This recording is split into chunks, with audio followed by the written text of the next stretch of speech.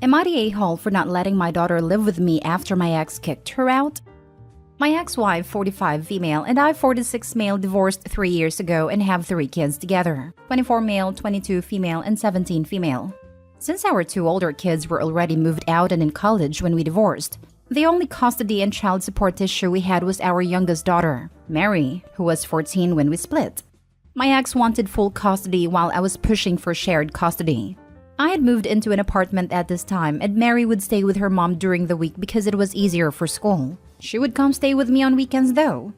I answered any questions Mary had about our divorce, but I made it a point to never say anything negative.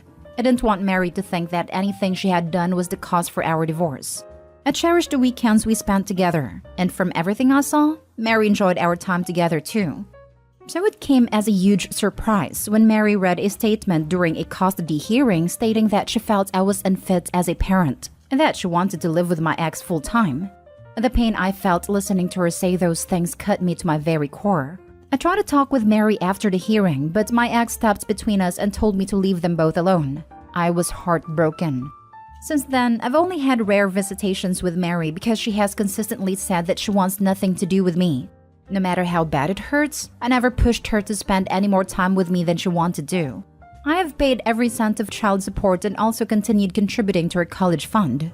I have had many conversations with my other kids about Mary because I was so surprised by this change of behavior. They have both told me that Mary hasn't said anything specific to them about why she made a choice she did.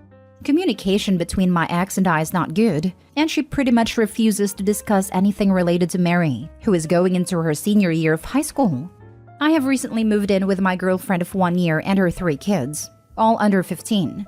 Things have been good, and I'm happier than I've been since the divorce.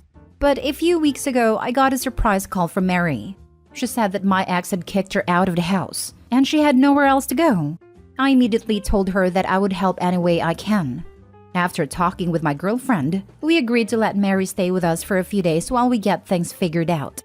I talked with my ex, and it turns out Mary has been struggling with substance use and threw a huge party at my ex's house and trashed the place. After another talk with my girlfriend, we decided that we do not have the space to house Mary permanently. And with her current issues, my girlfriend does not feel comfortable having Mary around her kids, who have zero relationship with Mary. It broke my heart again, but I had to tell Mary that she can't stay with us. She yelled and screamed at me and reminded me that I said I would help. She's since gone back to my ex, and I know Mary needs help, but both her and my ex are refusing to speak with me. Now for the top comments. Your daughter is a minor. Your ex, who has full custody of her, cannot legally kick her out. If she does and the child lives with you, she will have to pay you child support. But also, dude, work on your relationship with your child. True, hate to say it, but Opie may need to get the authorities involved. Sounds like it's possible the ex orchestrated all of this. Info, have you considered that your ex might be lying or exaggerating the drug problem? Have you offered your daughter some form of rehab where she can live? When Mary was at our house, I talked to her about this. She said she just used weed and hasn't done anything else. She admits to throwing a party and that it got out of hand and some things in the house were damaged. I tried to suggest rehab or counseling, and she got defensive and told me that I can't expect her to listen to me when I've been out of her life for so long. Everyone sucks here, but I honestly think you're the a-hole. Through the entire post, you're upset about Mary not wanting to live with you and how hurt you were by the statement she made in court. Now you have the opportunity to spend time with your daughter and figure out why she said those things and what went wrong in your relationship. But instead of taking that opportunity, you tossed her out instead. Sounds like she was right to not want anything to do with you, if that's your idea of being a father. I don't have custody of Mary. My ex does. I do not know the legal implications of letting her live with us. Also, the house we live in belongs to my girlfriend, not me. I can't force her to allow Mary to live with us. She has her own kids to look out for. None of them have any relationship with Mary, so I don't blame her for being wary and cautious. Next story. Am I the a-hole for telling my wife and her parents that I won't force my youngest to call her mom? I have 2 children with my late wife. We had our oldest when we were just 20, and 6 years later we had our youngest. 3 months after the birth of our youngest, my wife died suddenly and unexpectedly. I found out after her passing that she'd had a heart condition that she was never made aware of. I was told to get both my kids tested, and both inherited a condition from their mom. That period of my life was traumatic as heck. Luckily, I had so many videos and photos of their mom to share. We also had her dad, who was amazing and the best grandpa to the kids. My son remembered his mom. My daughter was too young, but she's heard so much about her mom from her family. 2 years ago, I started seriously dating my current wife. I have known her for 4 years, and she met my kids once we got more serious, but not where we rushed into moving in. The kids are now 7 and 13. We've been married for a little over 5 months. We had talked about her relationship with the kids before we got engaged. She told me she wanted to be seen as another mom to them, so I spoke to my kids. My son was clear that she would never be a second mom. My daughter said she wasn't sure, but she didn't feel that way about her. I told them both their feelings were 100% understandable and fine. They both said they liked my current wife and they thought she was kind. I spoke to her about it then, and she told me she was fine if they weren't okay with it at a time. I told her she needed to be okay with it if they always felt that way. I told her she needed to be prepared for always being step to both of them. She took some time to think and said it was fine. But once our wedding happened, she seemed to grow agitated by the lack of mom title for my daughter. I think it bothers her less with my son because of his age, but she has told me she does feel different about it with my daughter because she is the only mom figure she has known. I suggested the two of us to go to therapy together to talk it out again, but she said it wasn't needed and that she would get over it. But then last week, she and her parents brought it up to me, how I should encourage my daughter to call her mom, and how my daughter deserves to have a mom in her life, how she'll never know her birth mother, which I hate that term for my late wife. They told me pushing her is the best thing for my daughter, but I told them I would never push her to do it, that her comfort in all of this is important to me, and feeling like nothing is forced on her. They told me I was putting my kids' feelings before my wife's, and I said yes. They told me I was a horrible husband and a horrible father for denying them both this. My wife's mother said I was an a-hole to string her daughter along. I told my wife we need therapy with us, and also told her our marriage was hanging on by a thread. In truth, I'm doubting our marriage over this. The kids do like her a lot and enjoy having her around, which makes this suck extra hard. Am I the a-hole? They told me I was putting my kids' feelings before my wife's. I said yes. Freaking legend. Not the a-hole. I sincerely hope Opie also looked at them like they were stupid when he said yes. Because honestly, the gall of these people to expect him to subjugate his child's emotional needs and growth to his wife's wants. Not even a want. It's a whim at best. What does it matter if they consider her as a mom or as a thundercat? As long as they get along well and they respect her, it doesn't matter. My condolences on the loss of your wife. How incredibly heartbreaking. Also, not the a-hole. It irks me that your current wife refers to your first wife as a birth mother. That stings. I hope the kids were not in earshot. It makes me smile to read about your keeping your wife's memory alive. Those kids are blessed to have you as their dad. If your current wife will not agree to counseling and continues to push the issue, which she had agreed to drop, it's time to consider a change. It stung for me too, and I can't put all the reasons into words. It feels so dismissive, like she walked out on our daughter or gave her up for adoption. But my late wife was an amazing mom. She was a really thoughtful mom too. I learned so much from parenting alongside her. Sounds like you have a huge decision to make very soon regarding your marriage, my dude. Next story. Am I the a-hole for not wanting my husband on the deed? I, 37 female, have been married to my husband, 38 male, for 10 years. We both worked good jobs, had a house with a mortgage, and otherwise lived normal lives, until 5 years ago when everything turned upside down. My husband has always liked to gamble. It was never excessive. Poker night with the boys, a couple of trips to Las Vegas, the lottery, and that was it. Or so I thought. Eventually, all the lies and the secrets came out. He'd been gambling. A lot. Online illegal poker games, horse race betting, everything you could put money down on. He had secret credit cards, emptied our savings account without me realizing, and even took a loan out against our house, faking my signature to do so. Eventually, his brother convinced him to tell me. I'd always been good with money. I'd never been stupid. But I relaxed around my husband because I had no reason to believe he'd do something like this. We had to sell our house to pay off the loan and mortgage. We paid off some of the credit cards and bookies, but still had a mountain of debt. We even put off having kids because we were no longer financially secure. My dad, 72 male, came to our rescue. He had a decent pension enough to live on, and gave me some of his savings to pay off the rest of the debt so we could rebuild. I had initially refused, but he said it was an early inheritance and I was desperate. My husband went to Gamblers Anonymous. He had to be completely transparent with his internet and phone usage with me and his brother. If he left to go out with friends, he would have to send a photo to show he wasn't gambling.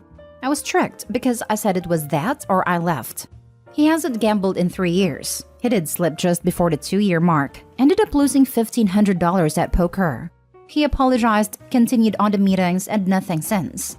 My dad recently passed, and with the sale of his estate and his savings, we have enough to buy a house again, with only a small mortgage. The issue is, I don't want my husband on the deed. The idea of us losing everything again because he remortgaged/put a loan against the house terrifies me. I don't know how I would survive if we lost it all again. I broached the idea of just my name on the deed, and when I explained why, he called me an a-hole. He said I clearly don't trust him, and if I don't trust him, why am I still married to him? His brother also called me an a-hole, said I've seen how hard it's worked and I need to forgive him and just move forward. Am I the a-hole? Sorry, I should have made it clearer. Husband stopped gambling immediately 5 years ago, made it to nearly 2 years before the relapse, and has since been 3 consecutive years sober. Now for the top comments. Not the a-hole. It's your money that you're using to buy your house. House is yours. Only your name on the deed is good enough. The issue is he would be contributing to the mortgage. It isn't going to be huge. We will likely be able to pay it off in 5 to 6 years, so he would be paying something towards the house. Has he repaid you for what you've paid towards his debt? If not, his contribution to the mortgage is just what is paying you back for when he lost your house 5 years ago. Hubs is still in the negative here. OP doesn't share the total debt amount, but if it's large enough to warrant house sale, savings, and early inheritance from OP's dad, that's not a trifling sum. In the biz, we call that in the red. But gambling ruins families. Pretty much any addiction does. OP not the a-hole. You unfortunately have to make this tough decision for the good of everyone. He slipped up a year ago if I'm reading right. He will still have a place to live, and maybe in the future you two can sell this house and buy another. But for now, you have to look out for yourself. Not the a-hole. It's your money from the inheritance, so you get to decide how to use it. The simple fact you're still married to him demonstrates that you've forgiven him and moved on. You've earned the right to protect yourself by keeping only your name on the deed. Fool me once, shame on you. Fool me twice, shame on me. Now for the last story, am I the a-hole for telling my wife that she does nothing? I, 33 male, am married to Molly, 36 male. We have a son, Theo, 5 male. Molly and I got married 7 years ago, but both decided to focus on our careers before we jumped into anything ultra responsible, like children. I'm a journalist and she was a midwife, and we both did very well for ourselves. Our combined income meant we could actually survive this economy. Because we were so financially stable and kind of getting on the older end of the spectrum for children, we decided to have our first and only child, which is Theo, of course. When Theo was born, Molly and I both took time off work to spend the first few weeks with him. But eventually, my paid break ended and I was forced to go back to my job. Molly did not go back. In fact, Molly did not go back for so long that she was fired. This caused a giant rift between us at a time, but we came to the agreement that she could be a stay-at-home mom while I went to work. This worked out for a few months, until Theo started walking, and then Molly stopped doing anything around the house. She would go out with Theo all day, and I would inevitably come home to laundry everywhere. Toys scattered, kitchen a mess, and just no sense of cleanliness at all. I would end up having to clean the house after an 8-hour shift, only to have to work on reports. This has continued for the whole 5 years of Theo's life.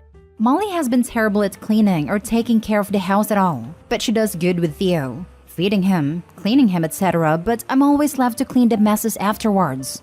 At the time, I thought maybe it was too much for her and asked if she wanted to hire a nanny while we both worked, but she refused.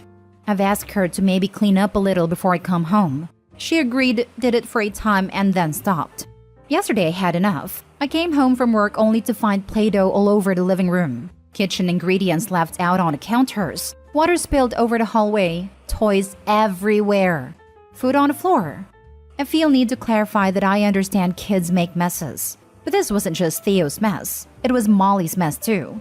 It was extra stress, and I finally snapped. I told Molly that I was done with it. and that I wasn't going to clean these messes anymore. And that it was practically her job to clean the house, and that she does literally nothing. So this should be easy for her. She snapped back saying that she takes care of Theo all day, and is teaching him and making him into a good person. Partially a lie since Theo now goes to school between 9 and 3. She said that kids make messes, and if I can't deal with that, then I shouldn't be a father. That I was horrid to say she does nothing when she takes care of a 5-year-old while I'm away. It stopped after a while because Theo came inside from where he was playing in the garden, but I got told to sleep on a couch. I came back from work half an hour ago and I'm still getting silent treatment. So I want to know if I was in the wrong and should apologize. Am I the a-hole? Edit. Theo is in the 2nd year of school. He started when he was 4 and will finish when he's 11. Not the a-hole. Your wife is doing nothing. Sure, childcare is hard, and taking care of a child all day can be a tough thing to do. But your son is in school for 6 freaking hours. What is she doing during that? That's more than enough time to do housework. I myself need an hour to simply mop the floor, do laundry, and do the dishes. Especially the messes your kid makes. Play-Doh on the floor would have earned me a slap on the head and an order of, pick it up and put it away nicely.